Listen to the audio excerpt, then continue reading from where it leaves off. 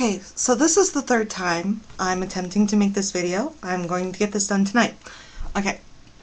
I wanted to make a video explaining something that I just want to go ahead and get out of the way. I get this question a lot. I haven't gotten this question on YouTube or on Facebook or anything like that yet, but I just wanted to go ahead and get it out of the way.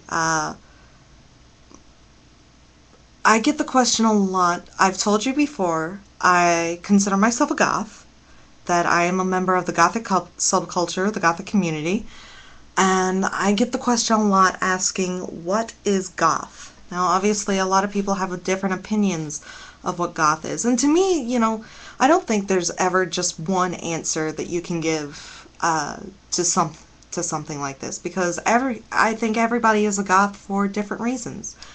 And they see goth as different for different reasons. But the basicness of it, the generalization of it, goth is a type of music that started out in the 80s. It's kind of like punk's melancholy cousin, I've heard it, which is a good generalization of it. Instead of about anger, it's more of what is that word? More? No.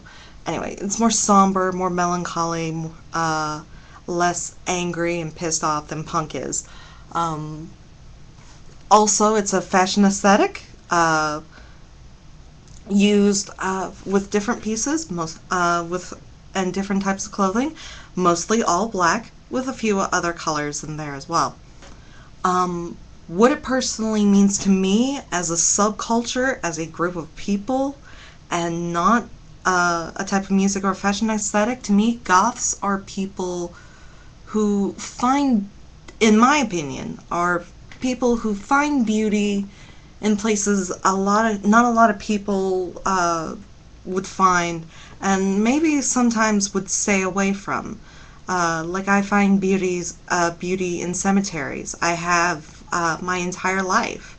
My mom, when I was really little, since I could walk, she and I would go to the elementary school. It's changed location since then, where I used to live. And the elementary school had a playground, so I would swing on the swing and play in the sandbox. And on the same piece of property is the cemetery.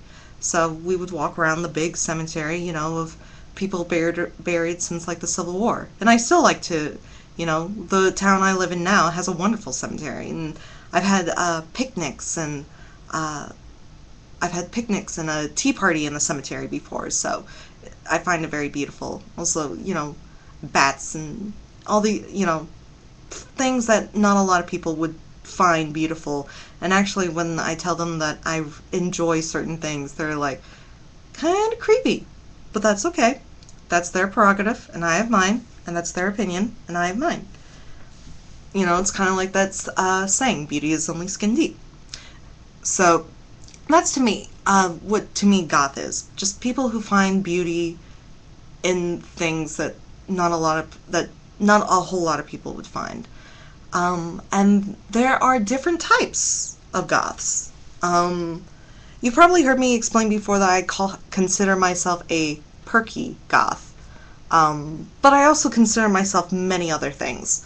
And in fact, I will put the link to this website below. It's called blackwaterfall.com. And this is just a generalization. This is not like the official Gothic dictionary or anything, but it does show, and I think it's a really good idea, it gives people that are on the outside a basic picture. Like if you see somebody dressed like this, you know what kind of goth they are. And there are many different types. A lot of people can be many different types.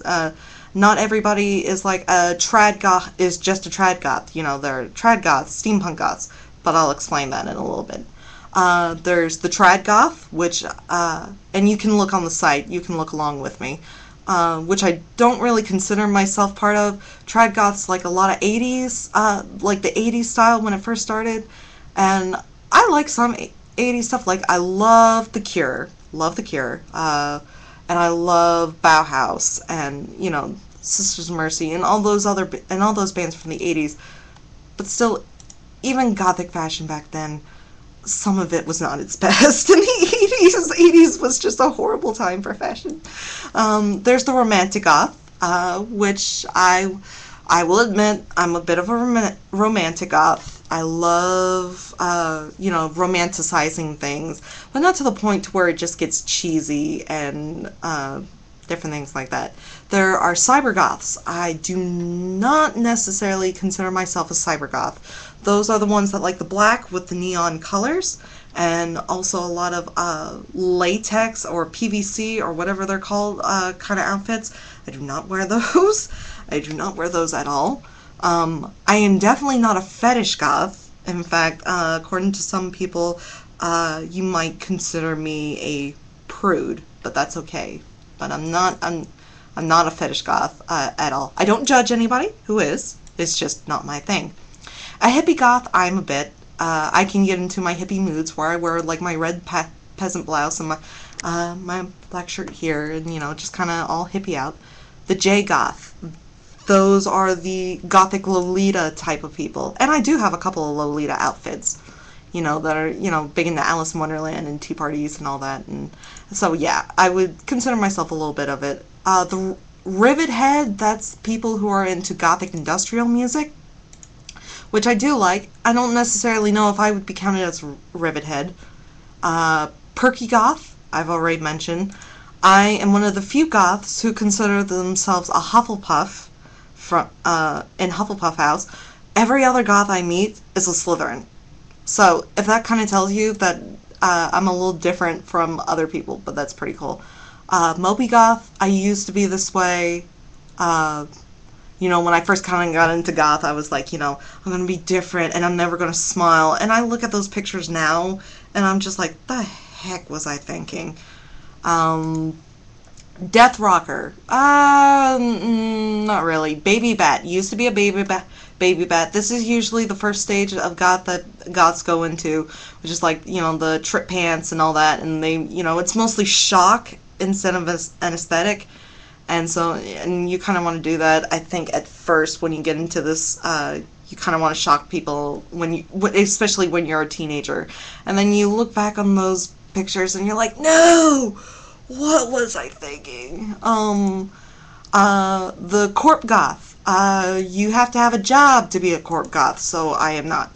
Victorian goth. I love the Victorian era. I actually have a purple and black silk Victorian suit with a top hat.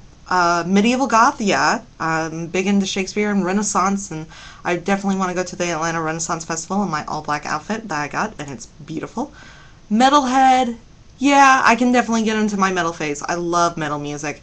Emo goth, used to be.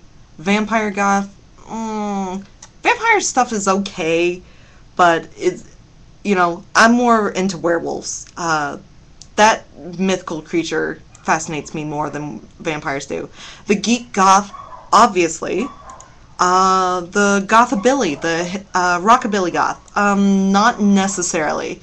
The cabaret goth, no. The steampunk goth, yes. I love steampunk. I got a steampunk outfit planned for DragonCon on Sunday.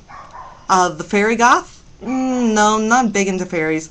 The tribal goth. I guess when I start belly dancing in my room to Sword of Islam by Savior Machine, yeah, I can definitely get into my tribal mode, and I can kind of get into different tribal outfits.